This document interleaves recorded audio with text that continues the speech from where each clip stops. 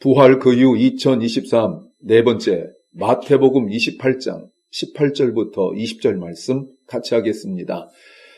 예수께서 나와 일러 가라사대 하늘과 땅의 모든 권세를 내게 주셨으니 그러므로 너희는 가서 모든 족속으로 제자를 삼아 아버지와 아들과 성령의 이름으로 세례를 주고 내가 너희에게 분부한 모든 것을 가르쳐 지키게 하라. 볼지어다 내가 세상 끝날까지 너희와 항상 함께 있으리라 하시니라. 아멘. 목사로서 제일 많이 가는 곳이 몇 군데 있습니다. 하나는 식당. 식당 제일 많이 가죠. 그리고 가는 곳이 있다면 아마 장례식장일 것입니다. 장례식장 가면 분위기마다 참 다 다른데 참 슬프죠. 그때 남겨진 가족들을 뭐라고 그러냐면 유족 또는 유가족이라고 말합니다. 더 정확히 말하면 죽은 사람의 가족으로서 남은 사람이다 이렇게 말합니다. 이게 참 성경적인 의미 같기도 하고 또 다른 말로 말하면 좀 정확한 해석이 좀 필요한데 적절한 기독교적 용어가 없는 것 같아요. 이 말이 뭐냐면 죽은 사람 그리고 남겨진 이런 의미를 가지고 있는데 이 남겨졌다는 의미가 굉장히 슬픕니다. 뭐냐면 곧 죽을 거라는 의미죠. 그래서 우리 그리스도인들이 쓰지 말아야 될 단어 중에 하나가 뭐냐면 남편이 세상 떠나고 남은 그 아내를 미망인이라고 말하는데 미망이란 말은 뭐냐면 아직 죽지 못한 여자라는 뜻이거든요. 참 비성경적인 말이에요. 여하튼 장례식장 가게 되어지면 목사로서 정말 못 볼 꼴도 종종 봅니다. 그런데 그럼에도 불구하고 장례식은 참 슬픈 거는 사실이에요. 뭐라 위로할 수가 없죠. 여러분 그런데 오늘은 제가 여러분에게 남겨진 사람들의 이야기를 하려고 해요. 남겨졌다는 것이 무슨 말인가? 오늘 본문을 보시면 정말 대부분 다 알고 있는 내용입니다. 자 보세요. 지금은 어떤 때냐면 예수님께서 막 승천하기 직전의 이야기입니다. 예수님께서 승천하시 직전의 이야기. 이제 제자들은 남겨질 것이고 그리고 예수님께서 마지막으로 만나요. 그래서 예수님이 이제 승천하시게 되어지면 제자들은 남겨질 것입니다. 두 가지를 확인해야 돼요. 하나는 이렇게 예수님께서 세상을 떠나실 때 예수님은 무슨 말씀을 하실까? 분명히 제자들 남겨지게 되는데 이 제자들에게 무슨 말씀 하실 수 있을까? 무슨 말 할 수 있을 것 같아요? 왜 제가 이런 말씀 드리냐면 17절 말씀에 그들이 예수님을 뵙고 절을 했어요. 지금 여기가 어디냐면 예수님을 만난 곳입니다. 예수님 만났는데 그러나 어떤 제자들은 의심하고 있었다고 말하고 있어요. 여러분 이 얘기가 그냥 쑥 지나갈 이야기가 아니에요. 부활하신 예수님께서 40일을 제자들과 함께 있었고요. 그리고 우리가 지금까지 보는 동안 예수님이 여러 차례 제자들에게 나타나셨어요. 같이 대화도 하셨고 같이 식사도 하셨고 40일 동안 사도행전 1장 말씀에 보시면 예수님께서 제자들에게 하나님 나라를 가르치셨어요. 오늘날 우리 말로 말하면 성경 공부했다는 거예요. 40일을 물론 매일 만난 건 아닙니다만 예수님께서 제자들과 이렇게 대화할 때 의심한 사람들 무슨 생각했을까요? 예수님께서 같이 식사를 하실 때 또 21장에서 예수님께서 베드로가 고기 잡으러 갔을 때 내가 날 사랑하느냐 이렇게 하실 때도 그들은 도대체 무슨 생각했을까요? 예수님이 하나님 나라를 제자들에게 성경 공부하고 막 이럴 때 그들은 무슨 생각했을까요? 의심했다는 거예요. 의심했단 말이 무슨 말이에요? 물론 많은 것을 이야기할 수 있겠지만 지금 예수님이 부활하심에 대하여 의심할 수 있고 또 자기 마음에 확신이 없었다라고 말할 수 있어요. 이렇게 의심하는 사람들이 누군지를 모릅니다. 성경은 밝히질 않아요. 그리고 한두 명은 아닐 거라 생각하죠. 2명 가지고 썸이라고 말하진 않습니다. 11명 중에서 지금 11명입니다. 한 명은 이제 죽었으니까 가룟 유다가. 그러면 11명 중에 최소한 서너 명은 되지 않을까라는 생각하는데 그 사람들이 지금 의심하고 있어요. 여러분, 이 사람들한테 무슨 말 해야 되는 거예요? 예수님은 지금 승천을 미룰 수가 없습니다. 딱 한 번이에요. 승천하셔야 돼요. 근데 제자들이 쳐다보고 있는데 예수님 아시잖아요. 딱 보니까 의심하고 있단 말이에요. 무슨 말씀하셔야 돼요? 확실히 믿어도 될까 말까한 이 상황 속에서 의심하고 있다. 마음에 확신이 없다는 거예요. 여러분, 우리가 같이 대화를 하더라도 우리는 하나님이 아니어서 그 사람의 속마음 모르지만 마음에 확신 없는 눈빛과 마음에 확신 있는 눈빛을 압니다. 예수님은 더 잘하실 거 아니에요. 근데 이 중에 몇 사람들은 예수님 이렇게 쭉 11명 보니까 11명 중에 누구라고 말할 수 없지만 그 중에 이상한 눈빛을 하고 있는 사람들이 있었다는 거예요. 근데 여러분, 이 사람들에게 예수님께서 무슨 말씀할까요? 또 하나 궁금한 게 있어요. 예수님이 왜 이 사람들 데리고 같이 승천하지 않으실까? 그럼 깨끗하잖아요. 깔끔하잖아요. 그래서 제가 이런 생각을 해봤어요. 왜냐하면 앞으로 예수님이 승천하시면 예수님은 사실 끝 아닙니까?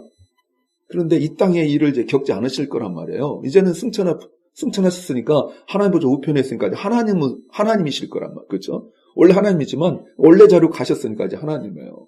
그러면 남겨진 제자들이 겪을 고난, 하나님은 이미 예수님 아시죠?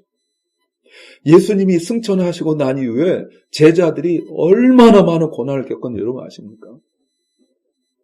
야고보 사도는 순교당하고요. 대다수의 제자들이 다 순교당하고 끝까지 남은 사도 요한은 반모섬에 유배됐다 나오기도 하고 그 이후에 바울 우리가 보셨지만 지난주에 바울 때문에 많은 사람들이 죽죠.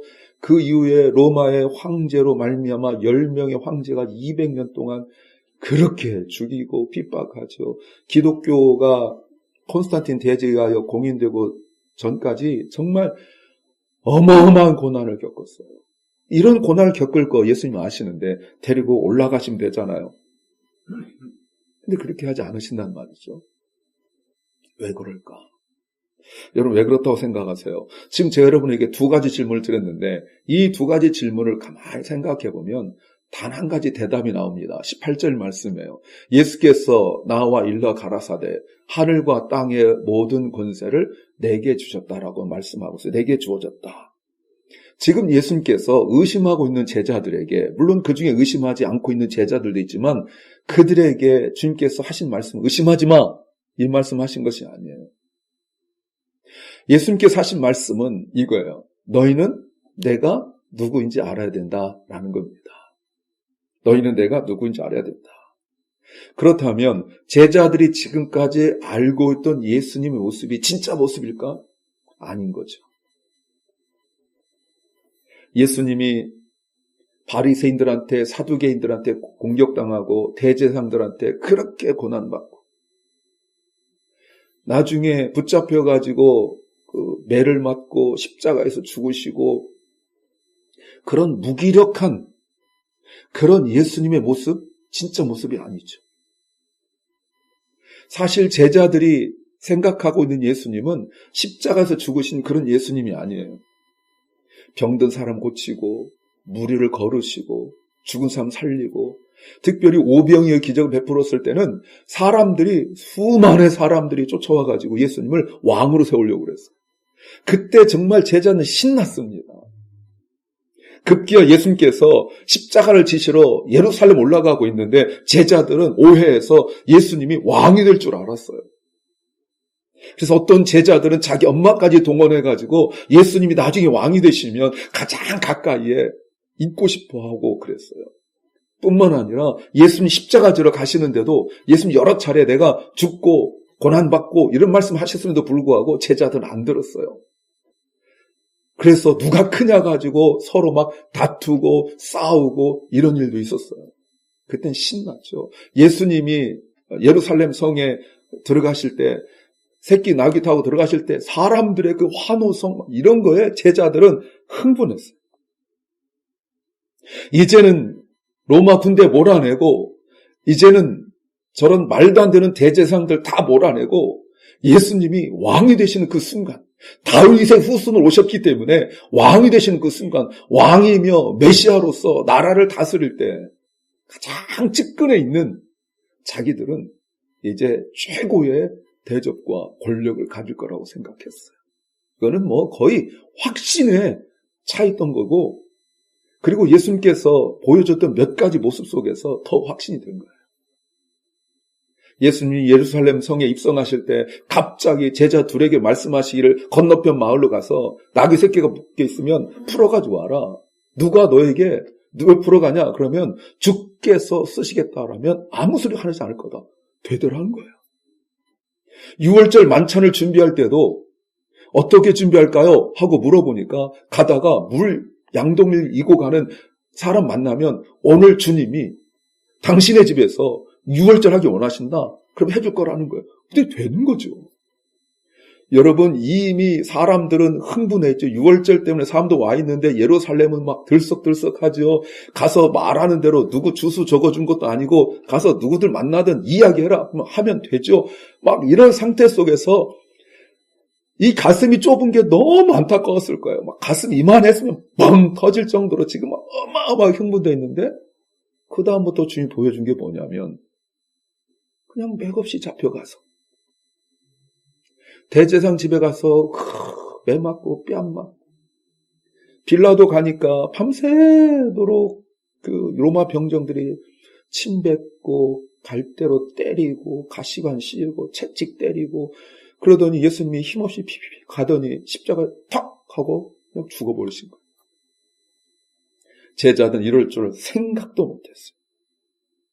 그러더니 3일 지나고 부활하시더니 나타나셔가지고 막 이야기하시는데 제자들이 믿어지지가 않는 거예요.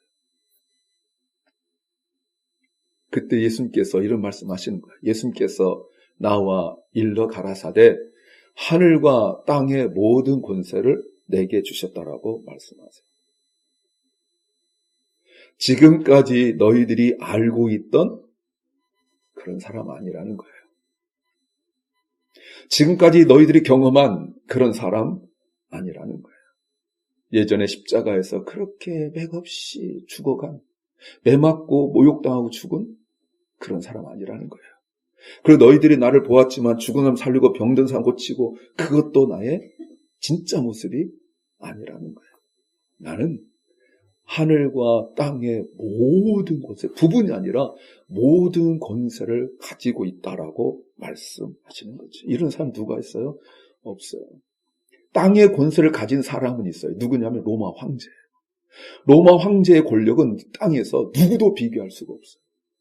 말 한마디면 누구 하나 죽이는 거 살릴 수는 없지만 죽이는 건 너무 쉬워요. 누구의 재산 빼앗는 거 너무 쉬워요.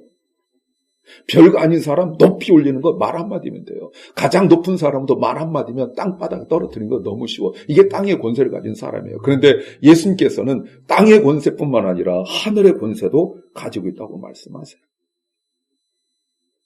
의심하고 있는 제자들에게 예수님께서 이런 권세를 내가 가지고 있는데 여러분 예수님이 제자들에게 요구하신 것이 있어요. 만일 나에게 하늘과 땅의 권세는 아니더라도 어느 정도 권세만 있으면 여러분 우리가 요구하는 게 많습니다. 그래서 우리가 안 입고 고 더러우면 출세하라는 게 왜 안 입고 고 더럽냐면 그것 때문에 그런 거예요. 예전에 저의 그 교수님이셨던 분이 그 용산 그 캠프 그 안에 사셨어요. 그래서 거기를 들어가려면 그 입구에서 이렇게 주민등록증하고 바꿔서 들어가야 됩니다. 근데 거기 서가지고 우리 거기서 성경 공부하고 그랬는데 들어가려고 그러는데 그 앞에서 아무리 기다려도 안 해주는 거예요. 바꿔주지도 않고. 그래서 제가 전화했죠.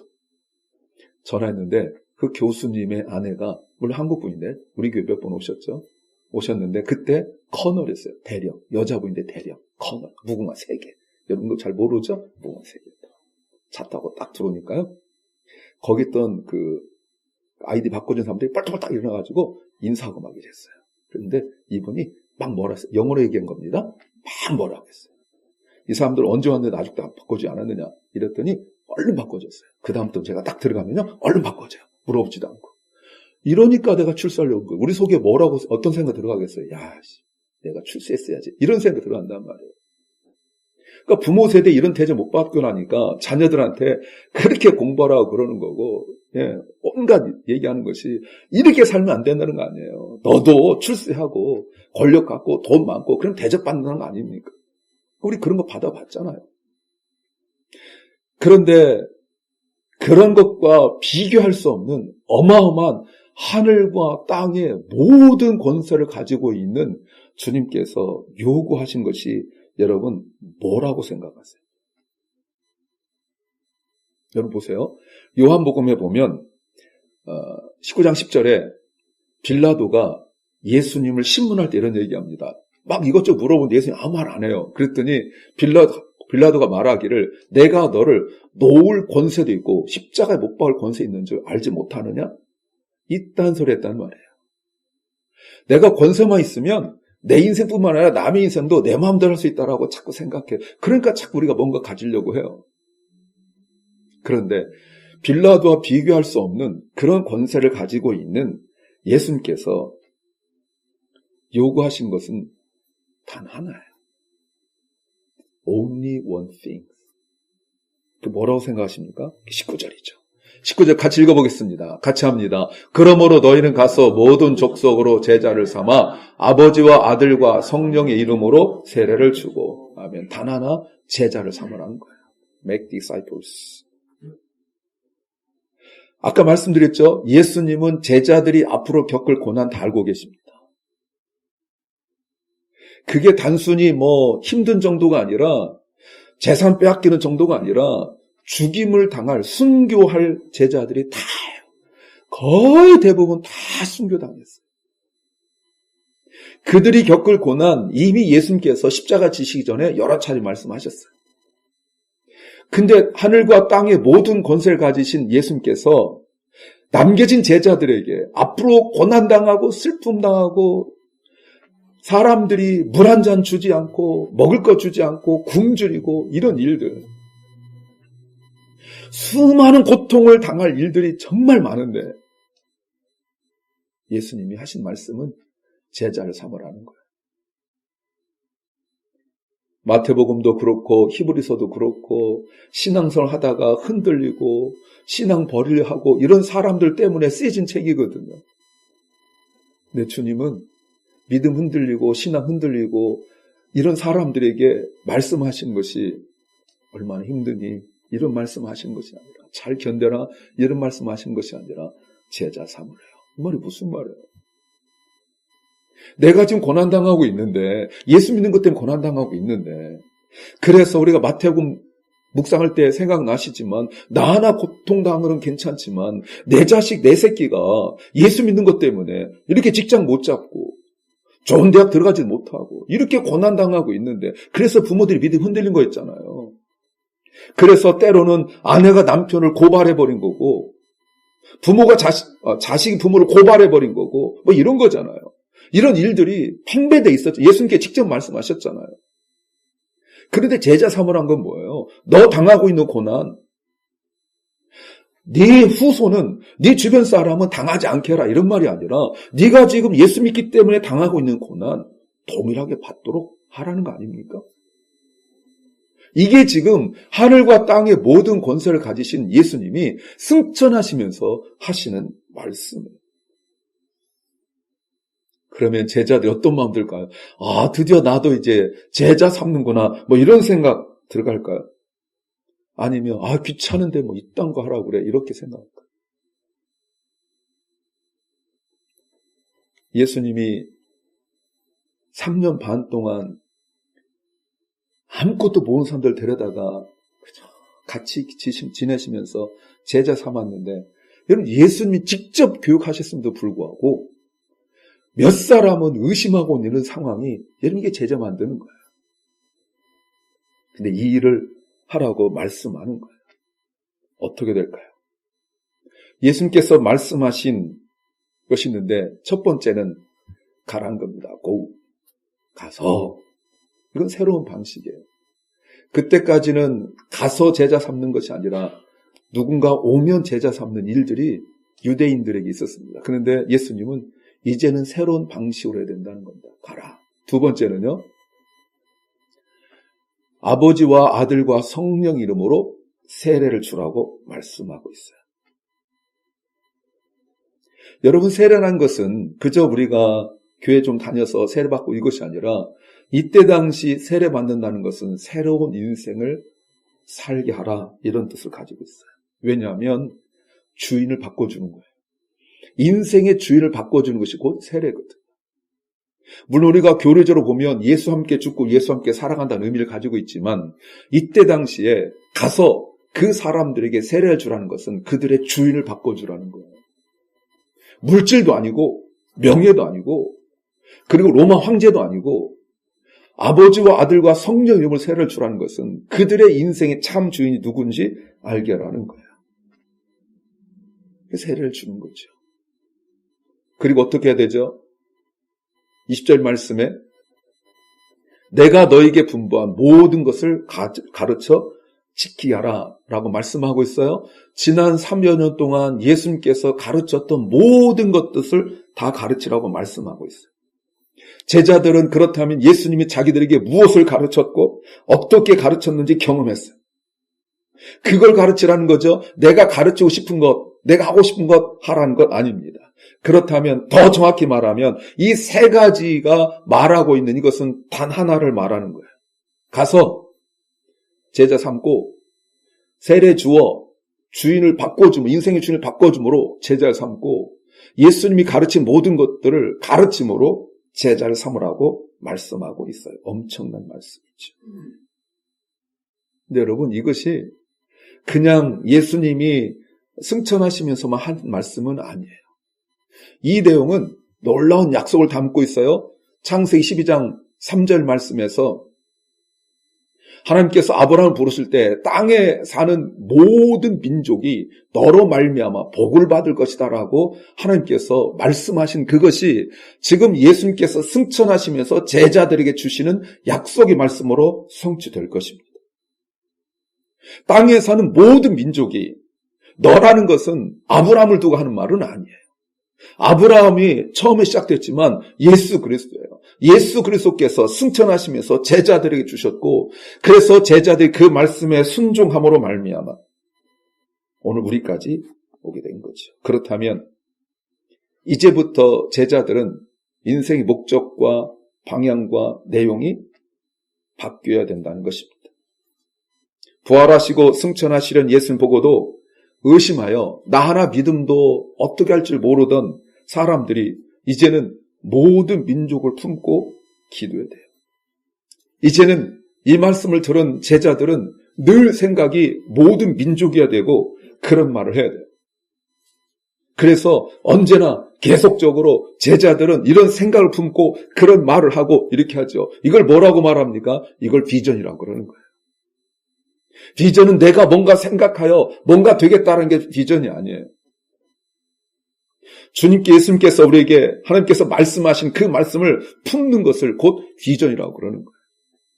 그러니까 젊었을 때, 어렸을 때 맨날 무슨 비전 있다고 생각하는 사람들이 살다 보면 잊어버리고 또 하지도 않고 그것은 내 비전이었기 때문에 그런 거예요. 오늘 예수님께서 제자들에게 비전을 심으셨어요. 나 하나 확신도 없는 이런 사람들에게 모든 민족을 생각하게 하고 모든 민족을 제자 삼는 이런 꿈을 주시고 이러셨어요. 그걸 우리가 비전이라고 그러죠. 그렇다면 제자들이 변한 만큼 제자를 삼을 수 있죠. 이것은 우리에게 주신 The Great Commission, 가장 위대한 명령이라고 말씀드릴 수 있어요. 내가 계획하고 생각하고 또 원하는 그 모든 것들보다 가장 뛰어난 그런 명령이라고 말씀하고 있어요. 이것을 위하여 예수님께서 십자가에서 죽으셨던 것이고 이것을 위하여 부활 승천하시면서 우리에게 주신 유일한 명령, 가장 유일한 명령이라고 말할 수 있어요. 우리는 이렇게 모든 민족을 제자 삼는 것이 기도 제목이 되어야 되고 이것을 위하여 준비되어야 됩니다. 그런데 우리는 이렇게 하지 않고 한 주간, 한 달 가도 아무렇지도 않아요. 예수님을 주님으로 그리스도로 믿고 있지만 예수님께서 말씀하신 이 그레이트 커미션을 이루지 못하고 있는 것에 대하여 어떤 기도도 하지 못하고 있어요. 내 삶의 어떤 부분을 어떻게 고쳐야 예수님께서 우리에게 말씀하신 그레이트 커미션 할 수 있을까를 생각하지 않고 살아가고 있어요. 요즘에 내 머릿속을 가득 차고 있는 게 뭡니까? 요즘에 내가 맨날 생각하고 기도하고 있는 게 뭡니까? 이것이 그레이트 커미션입니까? 아니죠.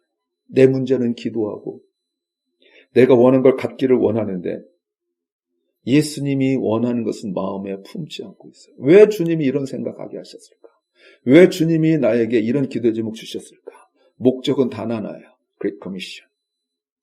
이 가장 위대한 명령을 위하여 우리에게 준 거예요.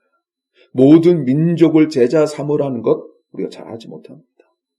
왜 그럴까요? 난 아직 믿음이 자라지 못해서 그렇다고 생각하십니까? 아니면 내 삶의 형편이 도무지 그것까지는 모든 민족 못할 것 같아요. 해서 그런 겁니까? 나는 내 앞가림도 하지 못하는데, 나는 시간이 없고 바쁜데, 난 나이가 많아서, 아니면 혹시 나는 공부도 많이 못해서, 나는 책만 보면 졸리는데, 성경책은 내가 본 적이 없는데요? 혹시 이래서 안 한 겁니까? 아니면 혹시라도 우리 교회는 게 작은데 무슨 모든 민족을 품고 기도합니까? 이렇게 생각하고 있습니까? 그렇다면 17절을 다시 보셔야 돼요. 의심하는 사람들도 있었어요. 여러분, 우리가 아무리 조금 부족해도 의심은 하지 않잖아요. 자, 일일이 한 명씩 제가 물어볼 수도 없지만 여하튼 마음속에 우리는 예수님이 나의 구주라고 믿잖아요. 아멘. 그런데 제자들은 아닌 사람도 있었다니까요. 이런 사람들에게 예수님께서 혀를 차면서 내가 이것들을 두고 승천해야 된단 말이냐? 이러지 않으셨어요. 예. 그런 제자들에게 예수님께서 내 믿음 먼저 챙기고 잘하고 내가 말한 것들 하라 이렇게 말씀하지 않으셨어요. 그런 제자들에게 예수님은 너희들처럼 의심하는 녀석들이 뭘 할 수 있겠니? 라고 말씀하지 않으셨어요. 그런 제자들에게 예수님은 어부였고 세리였고 열심당원했던 제자들에게 먹고 사는 것에 묶여있던 제자들에게 아무것도 하지 못할 것이라고 생각하지 않으셨어요. 그래서 어떻게 하셨어요? 예수님께서 확신하건대 예수님의 제자들이 성령 받고 변하고 그래서 땅 끝까지 나가서 복음을 증거하기 시작했고 그들이 모든 걸 다 이룬 건 아니지만 그들과 동일한 비전을 받았던 그런 사람들이 하여 오늘 우리가 이 자리에서 예배하고 말씀 듣는 줄로 믿습니다. 만일 그럴 리 없지만 의심하는 제자들을 한심하게 여기신 예수님께서 제자들에게 이런 대위임령을 주지 아니하셨더라면 어떻게 됐을까요? 제자들의 이런 한심한 모습을 보면서 예수님께서 내 이것들한테 무슨 말 할 수 있으랴 하고 예수님이 그레이트 커미션을 주지 않았더라면 여러분 어떻게 됐을까요? 혹시 사람의 상태만 보고 우리가 판단하고 이러지 않고 있나 모르겠습니다. 사랑하는 주님의 성도 여러분, 예수님이 이렇게 떠나시고 남겨진 제자들, 아직도 의심하고 믿음이 확신이 없는 제자들, 남은 변화시키는 고사하고 자기 앞가림도 하지 못할 제자들에게 주님께서 하신 마지막 말씀 20절이에요. 내가 세상 끝날까지 너희와 항상 함께 있으리라. 임마누엘이죠. 던져놓고 어찌하나 보고 주님이 옆에서 체킹리스트 가지고 체크하고 이런 분이 아니라 예수님이 함께 있는 거예요.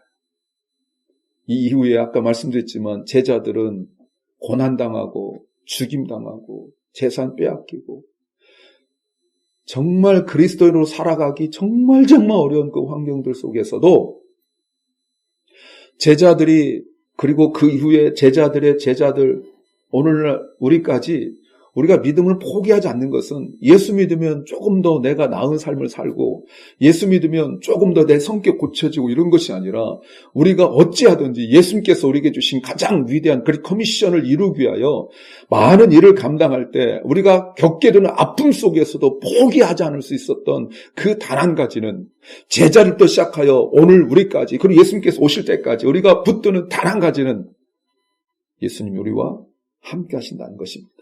이것밖에 없어요. 이런 말씀에 우리가 해야 될 단 한 가지 말은 아멘입니다. 같이 합시다. 아멘. 이런 말에 아멘 하는 거예요. 우리가 말라기를 통해 보지만 말라기의 성도들이 먼저 복 주세요, 먼저 물질 주세요, 그러면 내가 섬길게요, 이런 것들이 아니라 하나님의 약속의 말씀을 믿고 내가 그 약속의 말씀에 순종할 때 하나님이 나와 함께 하신다는 그 약속의 말씀 붙들고 어떤 고난과 어떤 아픔과 어떤 상황 속에서도 내가 포기하지 않을 수 있는, 넘어지더라도 다시 일어날 수 있는, 그래서 내일 한 것이 아니라 하나님의 일, 즉 예수님의 제자 만드는 일에, 우리가 계속 해나가는 일에 분명히 함께 하신다는 그 약속의 말씀 붙들고 우리가 해야 될 단 한 가지 말이 뭐라고요? 아멘이에요. 사랑 여러분, 바울도 그레데 섬에 디도를 남겨줬어요. 디도가 남았던 그레데 사람들은 자기 배만 위하고 탐욕스러운 사람이라고 말했어요. 바울이 에베소 교회에 디모데를 남겨두었어요. 여러분, 남겨진다는 것은 쉬운 일이 아니에요. 우리도 남겨진 사람들이에요. 남겨져서 무엇을 해야 될까요? 우리는 복음을 위하여 남겨진 사람들입니다. 예수님께서 우리에게 말씀하신 단 한 가지, make disciples, 제자 삼는 일을 위하여 우리는 남겨진 사람들이에요. 사랑하는 여러분, 이것이 우리의 기도 제목이 되어야 돼요. 이것이 우리의 첫 번째 기도 제목이 되어야 돼요. 예수님의 제자 만들기 위하여 땅끝을 품는 그런 비전너리가 되어야 됩니다. 그동안은 나와 관계된 것들만 기도했다면 이제는 오늘부터는 우리가 좀 쑥스럽지만 땅끝을 품고 기도하는 거예요. 그 나라들을 보면서 기도해야 돼요. 그래서 예수님의 제자들이 드린 예배를 꿈꾸고 생각하고 상상해 보세요. 그래서 그런 사람들이 주님 앞에 나와 예배하고 또 예수님께 주신 그 비전을 품도록 예수님은 오늘도 우리를 찾아오시고 만나신 줄로 믿습니다. 오늘 이 자리에 있는 이 은혜, 사람이 몇 명이고 이런 것보다 더 중요한, 우리가 하나님이 찾으시는 그 사람인가? 하나님을 전심으로 예배하여 힘을 얻고 하나님께 영광 돌리고 주님의 일에 헌신할 준비가 되어 있는가? 그 은혜가 날마다 있기를 주의 이름으로 축원합니다. 기도합니다. 주님, 남겨진 제자들에게 세상에서 가장 귀한 명령을 주셨습니다. 우리도 남겨진 자들로서 그 명령을 받습니다. 꼭 해야 할 일 감당하게 하옵소서. 그리스도의 제자 되어 제자 삼는 이 일이 나에게 가장 중요한 일이 되게 하시고 가장 중요한 기도 제목 되게 하옵소서. 이 일을 감당하기 위하여 주님과 함께하는 은혜를 누리게 되므로 주님이 예비하신 축복과 은혜를 알고 누리게 하여 주시옵소서. 나를 제자 삼아 주신 예수 그리스도 이름으로 기도하옵나이다. 아멘.